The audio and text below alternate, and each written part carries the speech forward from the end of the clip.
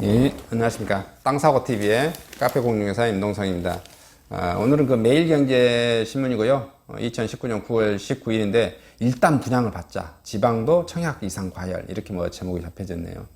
분양가 상한제 때문에, 지금 뭐, 수도권에 있는 뭐, 신도시들, 뭐, 검단 신도시들 미분양 엄청 났었죠. 예, 이게 다 팔리고, 그 다음에 뭐, 송도도 지금 뭐, 송도가 아파트가 뭐 공급량이 엄청 많습니다. 근데 그런데도 뭐 다 팔리고 뭐 이렇게 지금 되어지는 것 같아요. 그래서 민간 분양가 상한제 발표 후 통장 신규 가입이 한 달 만에 11만 명 됐고요. 부산성 평균 가점이 63점 단지도 나오고요. 자녀 둘 무주택 15년 대학 송도에선 10만 명 한 단지에 몰렸고요. 정부가 민간택지 분양가 상한제 도입 예고 발표 및 공급 부족이 오기 전에 새집을 싼 가격에 분양받자는 청약대기 수요가 폭발해 그 열기가 가라앉지 않고 있습니다. 상한제 발표 후 확 높아진 청약 가점을 보면 부산 남천 더샵 프레스티지가 최고 가점이 70점, 최저 가점이 54점, 송도 더샵 프라임 뷰가 79점, 최고 가점이네요.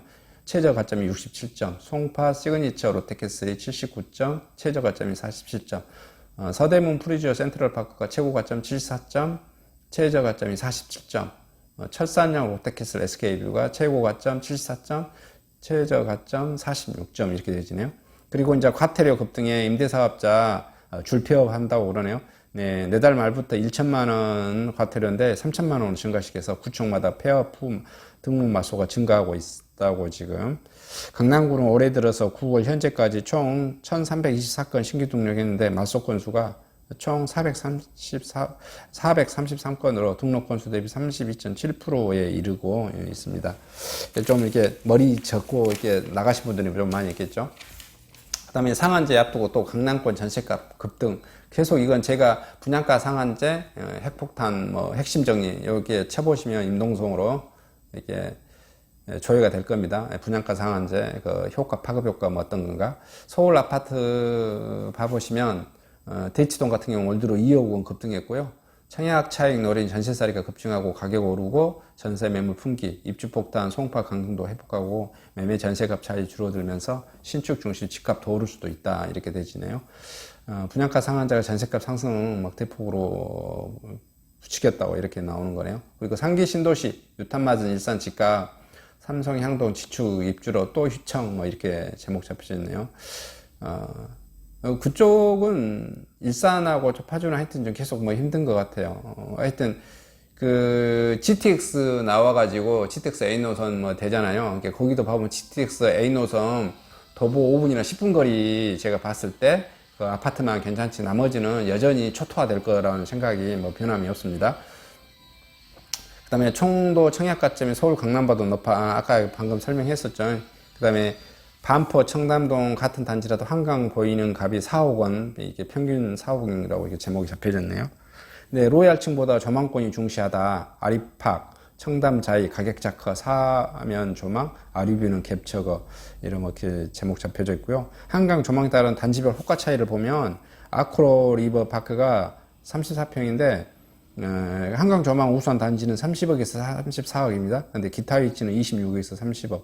그러니까 뭐 평균으로는 뭐 4억 정도인데 최저가 최고가 차이는 무려 8억 정도 차이가 나네요. 어마어마한 차이 나고 한강 뷰 조망을 뭐 있으신 분들은 이렇게 돈을 많이 것 같아요. 이게 확실하게 느껴지죠.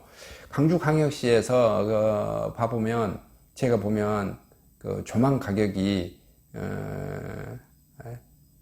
뭐라 할까요? 별 이렇게 평범한 아파트는 한 1,000만 원, 2천만 원 정도 됩니다.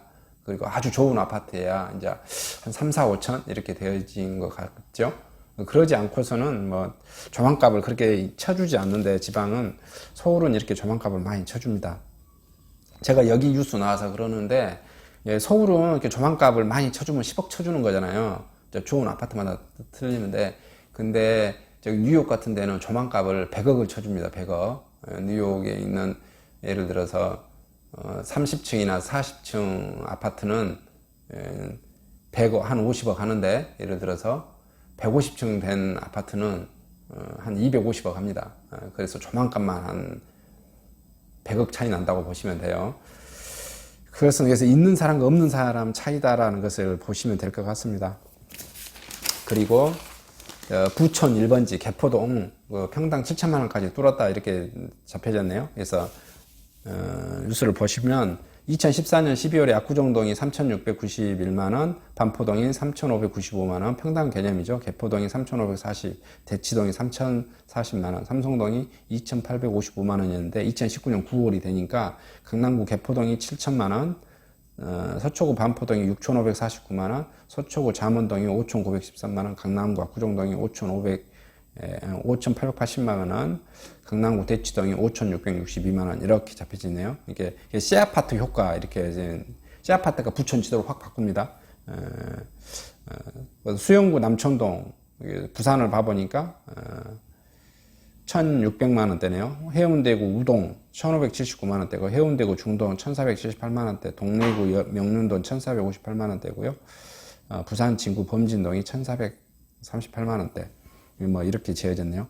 그러면 여기가 봐볼 수 있는 게 이 서울에서 항상 부동산이 그 시뮬레이션이 되어지는 게 지방에도 광역시에도 그대로 이렇게 되어지죠. 그래서 광주광역시에 지금 그 계림동 계속 재개발하잖아요. 계림동이 허접한 동네잖아요. 그 구도심이고 광주에서는 지금 이제 신도심 쪽으로 보면 수안지구, 상무지구 이쪽 서구 쪽이 좀 신도심 있고 중심지구 이렇게 그렇지 않습니까?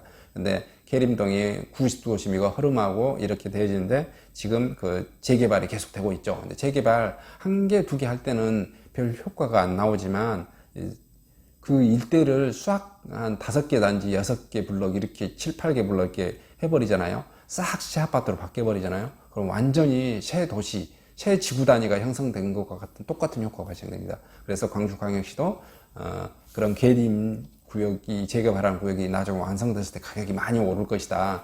투자해 보시는 거 괜찮다라고 말씀드리겠습니다. 최고 부천 개포동 압구정동 사이로 부동산 114가 이날 초 조사한 서울 상위 5개 지역 아파트 매매 가격 2014년 말 조사한 가격 비교해보면 씨아파트 효과가 확연히 드러났습니다. 현재 최고 부천인 개포동은 4년 전 조사하기 3위였지만 반면 과거 서울 최고 부자 동네는 압구정동은 현재 부천 순위 4위로 내려앉았고요. 지난 4년여간 개포동은 아파트값이 97.6% 튀었습니다. 압구정동은 59% 올랐고요. 뭐 이렇습니다. 이게 씨아파트 효과, 이게 광역시에도 씨아파트 효과가 뭐 나오고요. 그 다음에 이제 주택연금 수령형 내년 3월부터 가입자부터 줄어들 가능성이 있다라고 지금 나와졌네요.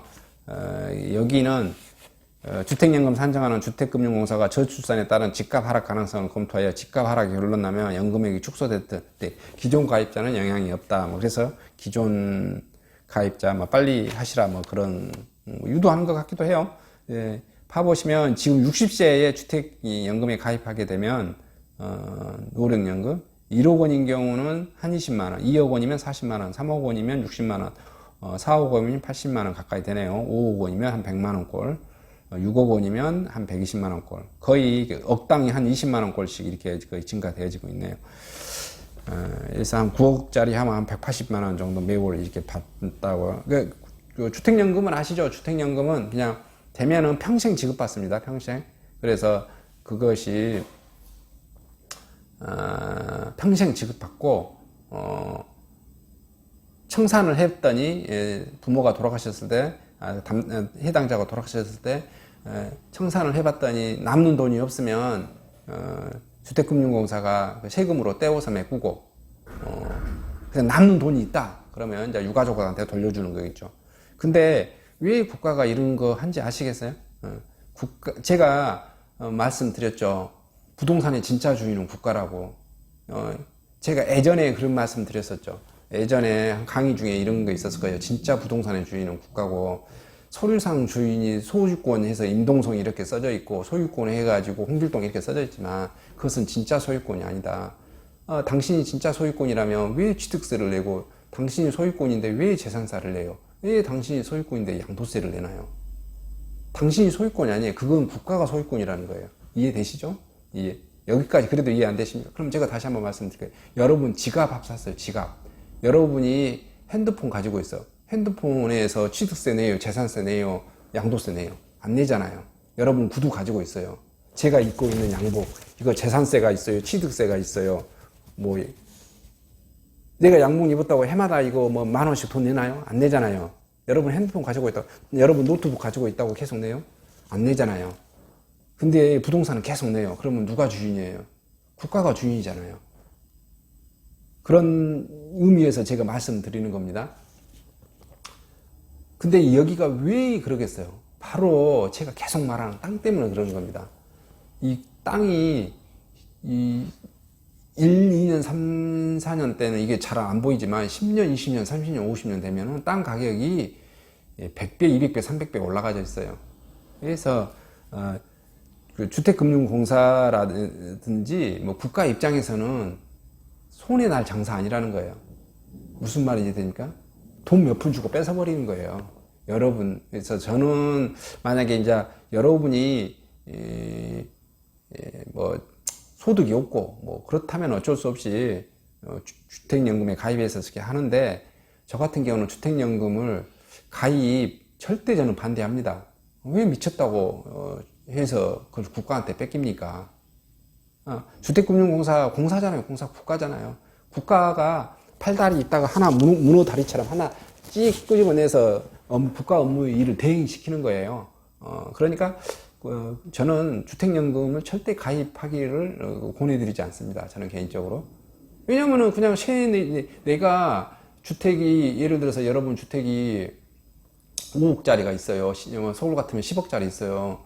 그러면 그거 남들한테 세내주고 내가 더 조그만한 경기도 쪽으로 가서 3억짜리나 2억짜리 24평짜리 가서 살면 돼요. 그거 비싼 거에서는 월세 받고 이렇게 다운사이징해서 계속 월세 받으면 돼요. 그럼 가격은 더 올라갑니다.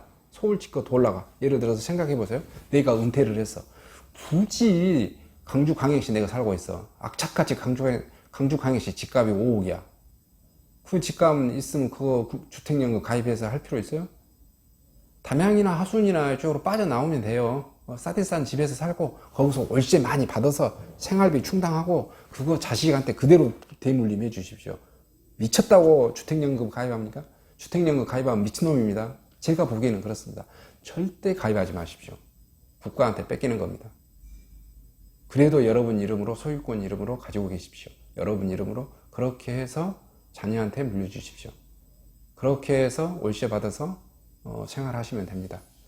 이상 2019년 9월 19일 경제 부동산 관련 뉴스를 마치도록 하겠습니다. 감사합니다.